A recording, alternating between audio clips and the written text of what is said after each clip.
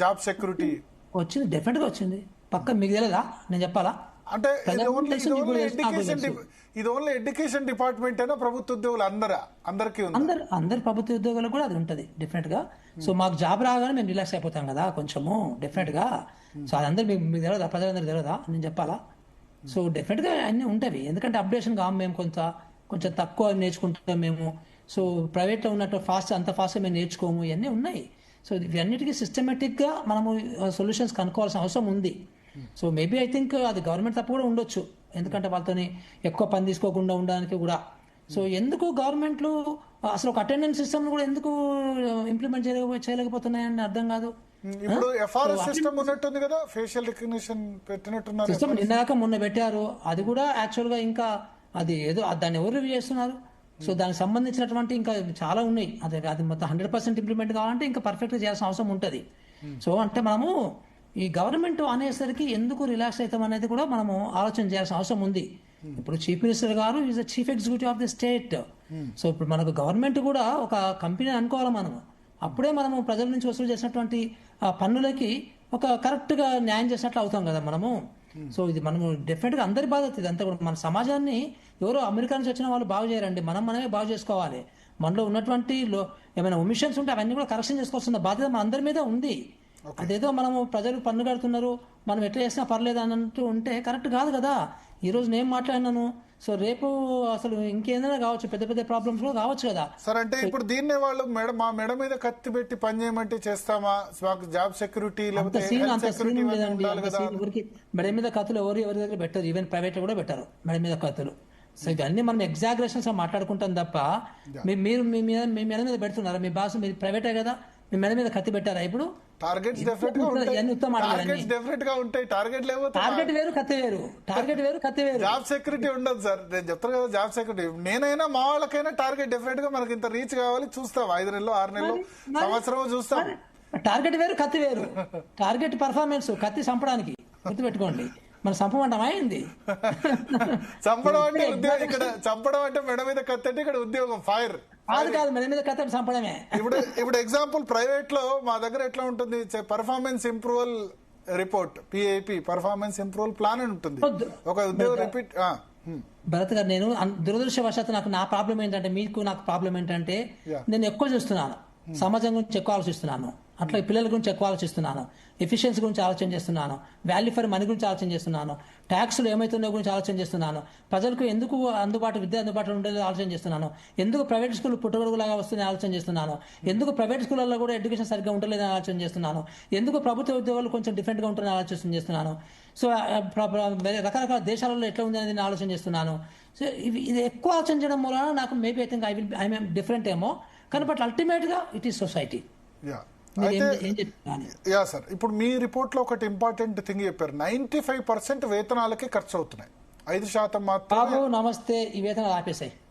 అదే అంటే నేను చెప్తున్నా, వేతనాలు ఆపేశారు.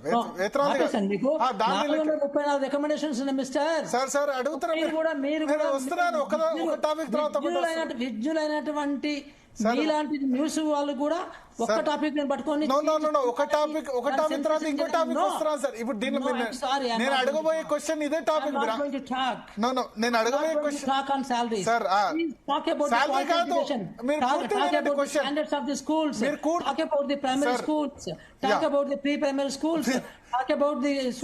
పూర్తిగా క్వశ్చన్ వినలేదు సార్. మీరు పూర్తిగా క్వశ్చన్ మీరు పూర్తిగా వినండి. ఈ క్వశ్చన్ పూర్తిగా వినండి. మీరు చీల్చి దాన్ని చీల్స్తున్నారు. ఓకే సరే నా క్వశ్చన్ వినండి. నేను ఈ శాలరీకి సంబంధించి కాదు, చెప్పండి. దాని గురించి చెప్పాను, దాని గురించి కాదు క్వశ్చన్. గురించి మాట్లాడాను, అయిపోయింది, క్లారిఫికేషన్ ఇచ్చేసాను. మీరు ఇంకా వేరే దాని గురించి అసలు దాని గురించి కాదంటారు, శాలరీ గురించి కాదు. సో ఇప్పుడు 95% ఇది అయిన తర్వాత 5% మాత్రమే మిగతా వాటికి ఖర్చు అని చెప్పారు కదా. ఈ 5% ఖర్చు ఎటువైపు పోతుందంటే చాక్ పీస్ లా, లేకపోతే కదా మిగతా 5% మీ ఫైండింగ్స్ లో ఖర్చులు ఎటువైపు ఉన్నాయి? రెండోది, ఆ మిగతా వాటికి అంటే ఇప్పుడు ఈ వేతనాల బడ్జెట్ ఎక్కువ పోతుంది, మిగతా బడ్జెట్లు ఇప్పుడు మన దానిలో 7.8% ఎడ్యుకేషన్ మీద ఖర్చు పెడుతున్నారు. ఢిల్లీ లాంటి రాష్ట్రాలు 20 నుంచి 25% వరకు ఖర్చు పెడుతున్నాయి. సో మనం కూడా ఇప్పుడు ఈ తీసేస్తే గనక 20% కాదు. ఫర్ ఎగ్జాంపుల్ 12% ఖర్చు పెట్టింది అనుకోండి, ఇప్పుడు 7.5లో 95% అయింది కదా. అంటే ఇంకొక ఆల్మోస్ట్ 30 to 40% ఇన్ఫ్రాస్ట్రక్చర్ మీద కట్టుబెట్టడానికి అవకాశం ఉంది కదా. ఒకవేళ ఇది ప్రభుత్వానికి ఆ రికమెండేషన్, మీరు 7.5 నుంచి ఖచ్చితంగా 12% అన్నా ఖర్చు పెట్టాల్సిందే, 20% కాదు సార్ ఢిల్లీ లాగా. ఎందుకంటే ఢిల్లీకి ఇరిగేషన్ ఇవన్నీ ఉండవు, అది అక్కడ పొలాలు అది ఉండదు కాబట్టి ఇరిగేషన్కు మేజర్గా మన కాంపనెంట్ పోతుంది. సో 12% అయినా ఖర్చు పెట్టమని గట్టిగా మీరు చెప్పొచ్చు కదా. మేము 18% రికమెండ్ చేశాం. నంబర్ 1, ఓకే, మా రికమెండేషన్స్ అన్ని కూడా స్ట్రాంగే, రైట్. సో ఇప్పుడు మీ ద్వారా నేను ముఖ్యమంత్రి గారిని అడుగుతున్నాను, ముఖ్యమంత్రి గారు దయచేసి మీరు 12% పెట్టాల్సిందే, పెట్టండి దయచేసి ప్లీజ్, ఎందుకంటే చాలా అవసరం ఉంది. ఓకేనా? Okay, I pleaded. సో 18% ఖర్చు పెట్టి, సో హైయెస్ట్ ఎందుకు తగ్గుతూ వస్తుంది అంటారు ఈ బడ్జెట్ అలొకేషన్? రీజన్ ఏమన్నా కనిపించిందా బడ్జెట్ అలొకేషన్? ఏం లేదా, పాత ముఖ్యమంత్రి కల్వకుంట్ల చంద్రశేఖరరావు గారు కంబైన్డ్ ఆంధ్రలో 11% తగ్గించుకుంటూ 6.4 తీసుకొచ్చాడు. అందుకనే ఆయన మీద నేను యుద్ధం చేశాను. సో ఆయన విద్యను నాశనం చేశాడు. సో దాని గురించి ఇదంతా హిస్టారికల్ రీజన్ వచ్చింది. గత 10 సంవత్సరాల నుంచి నాశనం అయింది దాని గురించే. సో ఇప్పుడు అది పెంచాలి, ఈయన కొంచెం 7.4 చేశారు ఈ ముఖ్యమంత్రి గారు. So now I'm hoping that I think at least double digit అన్న చేస్తారని నేను చాలా ఆశపడుతున్నాను, చేయాల్సిందే. మీరు కేసీఆర్ గురించి మాట్లాడితే RS Praveen Kumar press meet పెట్టి గురుకులాలు స్టార్ట్ చేసింది ఎవరు, హార్టికల్చర్ యూనివర్సిటీ పెట్టింది ఎవరు, ఇవన్నీ చేసింది కేసీఆర్ కదా, ఎట్లా మాట్లాడతారు మీరు అని ఆయన క్వశ్చన్ చేశారు. అరే మహానుభావ, 800 10%. గురుకులాల పిల్లలందరూ కలిపితే మీరు లెస్ దాన్ 10% ఉంటారు. ఆయన కూడా గురుకులాలు శాంక్షన్ చేసి ఒక్క బిల్డింగ్ కట్టలేదబ్బా, మరీ ఘోరంగా ప్రైవేట్ రెంట్ తీసుకొని అక్కడే పాప అందరిని ప్యాక్ చేసి చాలా ఘోరమైనటువంటి ప్రైవేట్ అకామిడేషన్ లో ఉంచాడు కదా. తప్పు కదా అది. ఆయన గురుకులాల మీద పాలిటిక్స్ చేస్తున్నాడు. ఇది ప్రవీణ్ కుమార్ గురించి ఏం మాట్లాడుకోను, ఆయన ఒక పెద్ద చేంజ్డ్ పర్సన్, ఆయన ఒక పర్వర్టెడ్ పొలిటీషియన్ అయిపోయాడు, పక్కన పెట్టండి ఆయన్ని. సో గురుకులాలు ఆయన చేసినంత వరకు బాగానే చేశాడు ఆయన ఉన్నప్పుడు. కానీ బట్ కల్వకుంట్ల చంద్రశేఖరరావు గారు ఏం గురుకులాల గురించి చేయలేదు, కొత్తగా శాంక్షన్ చేశాడు, ఆ ప్రైవేట్ దాన్ని సావండి అన్నాడు మిమ్మల్ని. కనీసం ఒక్క బిల్డింగ్ అట్లేదు. ఇదే ప్రవీణ్ కుమార్ గారు పాపం మనం టేకప్ చేద్దామని అప్పట్లో ఇన్ఫ్రాస్ట్రక్చర్ టేకప్ చేద్దామని టెండర్స్ ఆఫర్ చేస్తే ఆయన పిలిపించి బూతులు తిట్టాడు కల్వకుంట్ల చంద్రశేఖరరావు గారు సీఎం గారు. సో మరి అది కూడా మరి చెప్పాలి ఆయనే. ఆ రోజు ఎందుకు మరి ఆయన టేకప్ చేయలేదు, ఎందుకు ఆయన టెండర్స్ కాల్ఫర్ చేసి మళ్ళీ ఎందుకు క్యాన్సిల్ చేయించుకున్నాడు, అది బడ్జెట్ లో పెట్టిన తర్వాత కూడా, డబ్బు పెట్టిన తర్వాత కూడా టెండర్స్ కాల్ఫర్ చేస్తే పిలిపించి తిట్టాడు సీఎం గారు. అది కూడా చెప్పానండి. మరి ఈయన అంతకుముందు ఒకటి ఇప్పుడు ఒకటి మాట్లాడుతున్నారు. Just forget about Praveen Kumar అబ్బా. సో డిగ్రీ మన గురుకులాలు అనేది సొల్యూషన్ కాదు. గురుకులాలు ఓన్లీ 6-7% మంది విద్యార్థులకు మాత్రమే వర్తిస్తుంది. మిగతా అందరూ కూడా మనకి నేబర్హుడ్ స్కూల్స్, మండలంలో ఉన్నటువంటి నాన్ రెసిడెన్షియల్ స్కూల్స్ చాలా ఇంపార్టెంట్. ఏ దేశంలో కూడా గురుకులాల ద్వారా విద్య అభివృద్ధి చెందలేదు.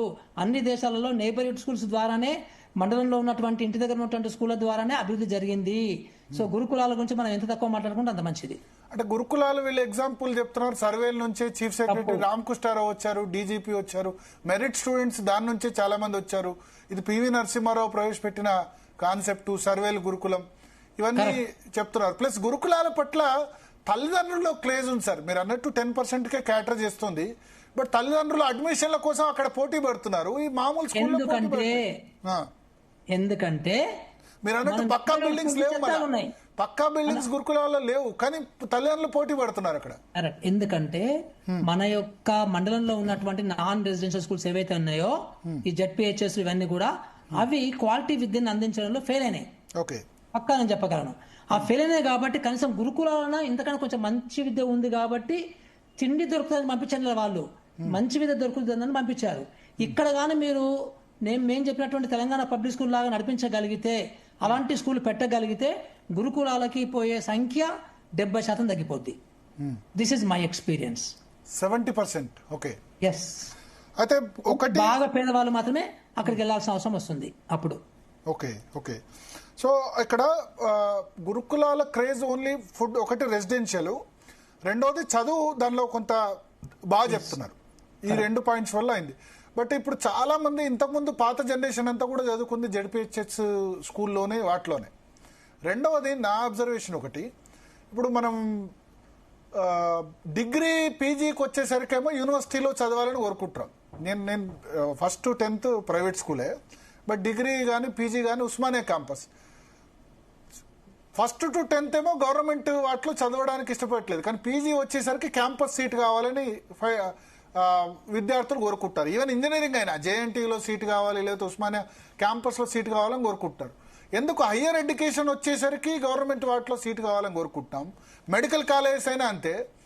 బట్ ఓన్లీ ప్రైమరీ ఎడ్యుకేషన్ లేకపోతే 10th వరకు మాత్రం ప్రైవేట్ స్కూల్ అని ఎందుకు విద్యార్థులైనా తల్లిదండ్రులు అనుకుంటారు? దీనికి ఏమైనా కారణం మీకు 100% కారణాలు ఉన్నాయి. 100% కారణాలు ఉన్నవి. నేను చెప్పినట్లుగా మనకి గ్రామాలలో ఉండే మండలంలో ఉండేటువంటి మన నాన్ రెసిడెన్షియల్ స్కూల్స్ ఏవైతే ఉన్నాయో అవి దాని యొక్క మౌలిక వసతులు చాలా దరిద్రంగా ఉన్నవి. అక్కడ నాణ్యమైన విద్య దొరకటం లేదు. నంబర్ 1 దాని గురించి ప్రైవేట్కి వెళ్తున్నారు. ఎందుకంటే మా చిన్నప్పుడు ప్రైవేట్ స్కూల్స్ లేవు, మీ చిన్నప్పుడు కొంచెం కొంచెం ప్రైవేట్ స్కూల్స్ ఉండే. ఇప్పుడు ప్రైవేట్ స్కూల్స్ చాలా వచ్చేసాయి కాబట్టి వాళ్ళకి కొంచెము మనకి కొనుగోలు శక్తి కూడా పెరిగింది కాబట్టి మనకి ఈవెన్ పేదవాళ్ళు కూడా ప్రైవేట్ స్కూల్స్కి మొగ్గు చూపుతున్నారు. బట్ మళ్ళీ మన గవర్నమెంట్ స్కూల్స్ మా ఆల్ క్లాస్ స్కూల్ లాగా మీరు చేయగలిగితే సో మళ్ళీ అగైన్ గవర్నమెంట్ ఎంప్లాయీస్ కూడా గవర్నమెంట్ స్కూల్స్ పంపడానికి అవకాశం ఉంటుంది. మీరు పీజీలో ఎందుకు అడుగుతున్నారంటే ఉస్మానియా యూనివర్సిటీలో ఉన్నటువంటి ఇన్ఫ్రాస్ట్రక్చరు మీకు ఏ ప్రైవేట్ యూనివర్సిటీలో ఉండదు. తర్వాత ప్రైవేట్ యూనివర్సిటీలో మనకి చాలా తక్కువ క్వాలిఫికేషన్ ఉన్నటువంటి టీచర్లు ఉండడానికి అవకాశం ఉంది. మన ఉస్మానియాలో మంచి ఎక్స్పీరియన్స్ ఉన్న వాళ్ళు ఉండొచ్చు.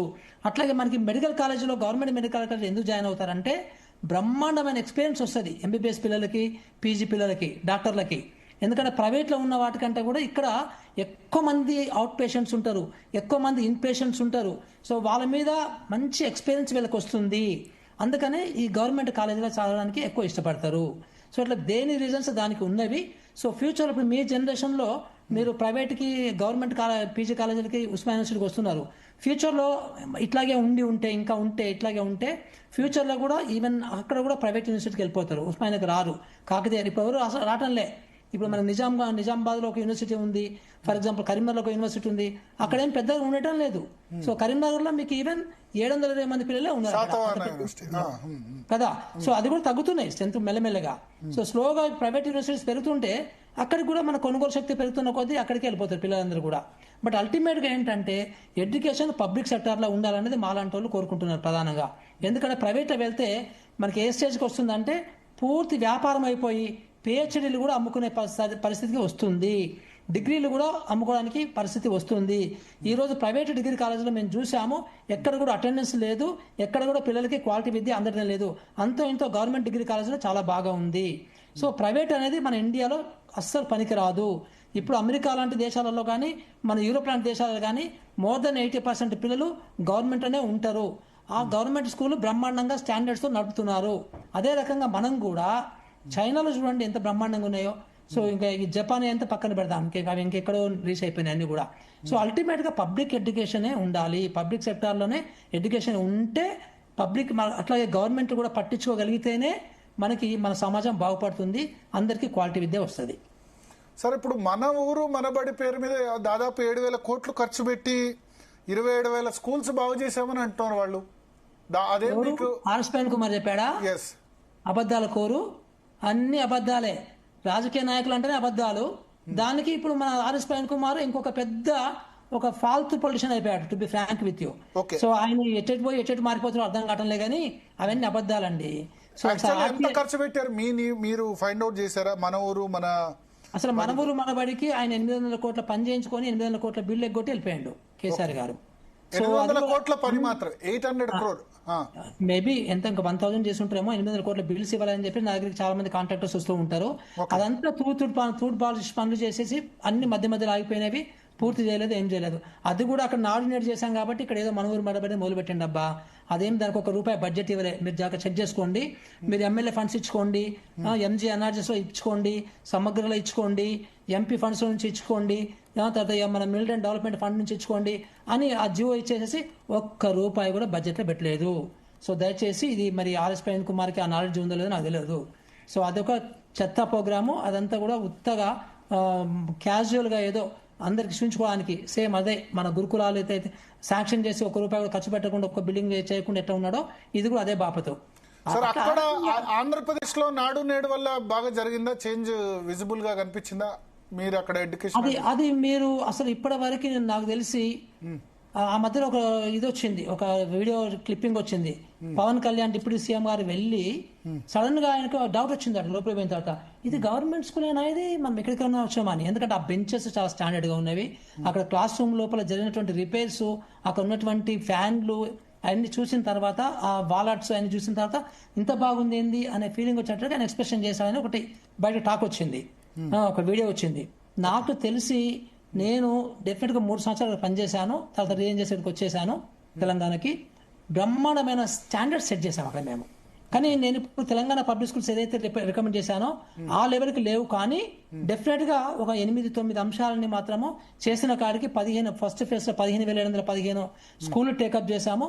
అవన్నీ కూడా బ్రహ్మాండంగా ఉన్నవి. నేను ఏం చేస్తానంటే పెయింటింగ్ ను కూడా ప్రతి ఒక్కటి మ్యానుఫ్యాక్చరర్ ద్వారానే తీసుకున్నాం మేము. మధ్యలో ట్రేడర్స్ కానీ మధ్యలో కాంట్రాక్ట్ పెట్టలేదు అసలు. మొత్తం కాంట్రాక్ట్ బైజూస్ కి ఇచ్చారు కదా సార్.